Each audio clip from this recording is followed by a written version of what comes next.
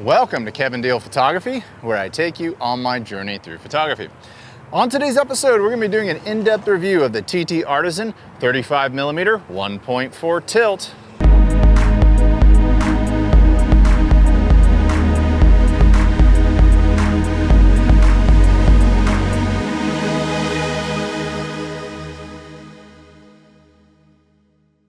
I'm pleased to announce the release of my Capture One and Lightroom presets, Metamorphic Portraits, The Sound of Silver, and Rangefinder. These are all available for purchase at my website. Go to kevindealphotography.com or check out a link in the description below. And now, on to today's episode. The TTArtisan Tilt 35 is a manual focus lens for the Fuji X-mount system. It has an aperture range of f1.4 to f16. It has an angle of view of 45 degrees. It has a tilt angle of 8 degrees. It has a rotation angle of a full 360 degrees. Its minimum focusing distance is 1.1 feet or 0.34 meters. It has a front filter thread size of 52 millimeters. Its optical design is 7 elements in 6 groups, and it has 10 rounded aperture blades. Its dimensions are 2.5 by 2 3/4 inches or 63.5 by 70 millimeters. It comes in at a weight of 12 ounces or 341 grams, and it comes in at a street price of $169 US. Welcome to today's episode. If you're not familiar with Kevin Deal Photography, we do gear reviews, tips, techniques, and tutorials, and sometimes we dive into film. If any of that sounds appealing to you, click the subscribe button below. So for all of you who are coming back to this channel, welcome back. For all of you who are new to this channel, welcome for the very first time.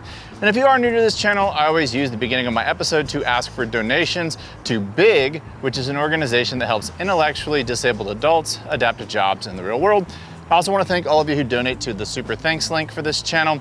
With those donations, I buy more gear, which I then review and hopefully help you with your buying decisions. But to the subject of today, the 35mm 1.4 tilt lens from TTArtisan. So what makes a tilt lens so special? You all probably own a ton of lenses who are watching this, and if none of them are tilts, the one thing they all share is that the focal plane is parallel to your sensor. And that's by design because you want that edge-to-edge sharpness. When people talk about corner sharpness, if your focal plane wasn't parallel to your sensor, you wouldn't have corner sharpness. It would be very blurry. With a tilt lens, the intention is to make it blurry by undoing this cool little knob right here, and then you laterally move the lens from left to right, and it changes the lateral movement of your focal plane. That creates some interesting effects. Some call it the miniature toy effect. But they also give you a 360 degree rotation with another knob.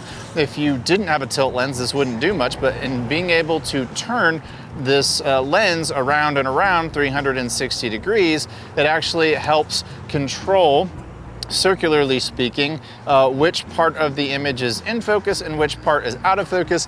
It creates some pretty ethereal effects. Some people like it, some people may not like it. That's the point of this episode, right? I'm here in Dallas, which will be the setting for the beginning of today's episode. It's the unfortunate place where the worst trade in sports history took place. I grew up a Dallas Mavericks fan.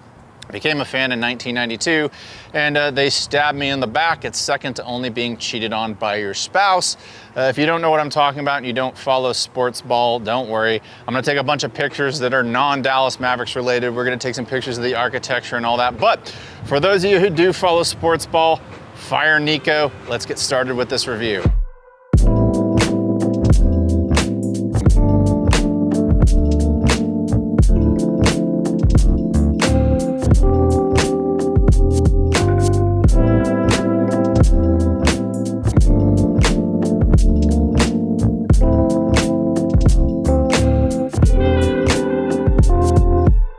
All right, so I got a little bit of time under my belt with this 35 1.4. Some things I definitely want to point out is you can take normal pictures with it too. I know it's marketing itself as a tilt lens, but if you don't use the tilt aspect of it, it just becomes a regular 35 1.4 lens. For those of you who are new to the Fuji universe and the 1.5 crop, that's about a normal field of view. So in the full frame world, that's 50 millimeters. Something that I am noticing is when I am articulating that lateral movement, or if I am turning or rotating it 365 degrees, I am noticing that I can bump the aperture or the focus rather easily. So some advice I can give you using this out in the field is that you probably want to get your tilt stuff all locked in first, then lock in your aperture and your focus after that. Anyway, let's shoot a little bit more with this TTArtisan 35 1.4 tilt.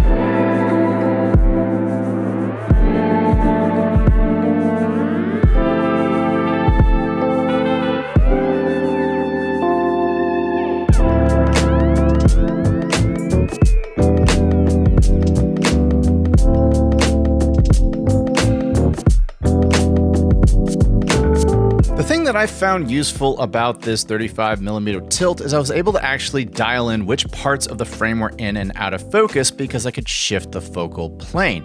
This proved to be incredibly useful as I was shooting near the DART station in the West End in Dallas. I was able to isolate the parts of the frame I wanted to see and then make the other parts blurry, which draws the user's eye into exactly what you want them to pay attention to.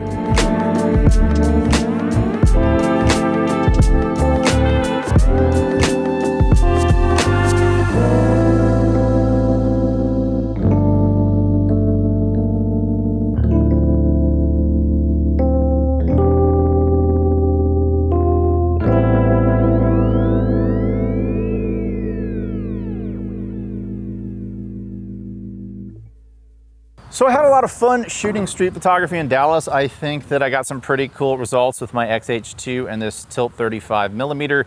However, I'm back down here in Austin and I'm doing a creative portraiture shoot. Portraiture is what I'm best known for on this channel. And so because this guy encourages you to be experimental by changing your focal plane, I want to take it a step further. I have this Fuji X-T20, which I've converted to full spectrum, and I can shoot ultraviolet on it. So I have a passion project I'm working on called Souls in the Ultraviolet. The short of it is basically that I'm shooting people in their most natural state, no makeup. If they have freckles, the UV makes the freckles pop. And I think it's been a pretty cool project of mine, and so I figured why not capture it in as many different ways as possible. And now that I have this Tilt 35 and I can use my step-up rings to use my 67mm ultraviolet filter, I can actually use this on today's episode with the project that I'm doing, this passion project. So let's see what kind of results I can get with this XT20, this Tilt 35, and an ultraviolet filter.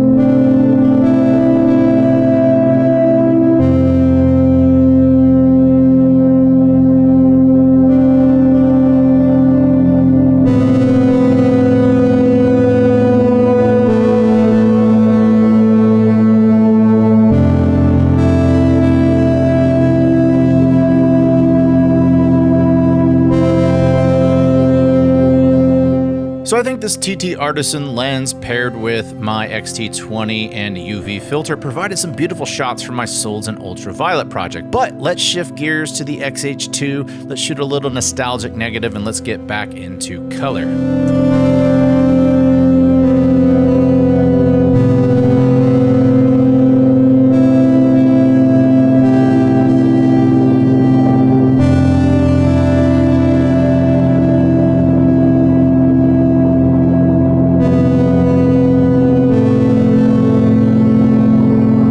So the 35 1.4 tilt absolutely provided me some unique images that are unlike anything else my other lenses do, but let's go back to the studio and I'm going to tell you what I liked and didn't like about this lens.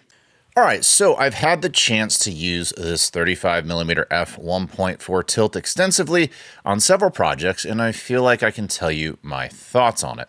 Firstly, let's talk about where I feel this lens falls short. It didn't come with the lens hood. Now that front element is sunk pretty deeply back there, so I don't know if adding a lens hood to it would make a difference, but since I didn't have one to test out, I can't really tell you if it would make a difference, so I'm not sure if this is fully a con or if this is actually the design.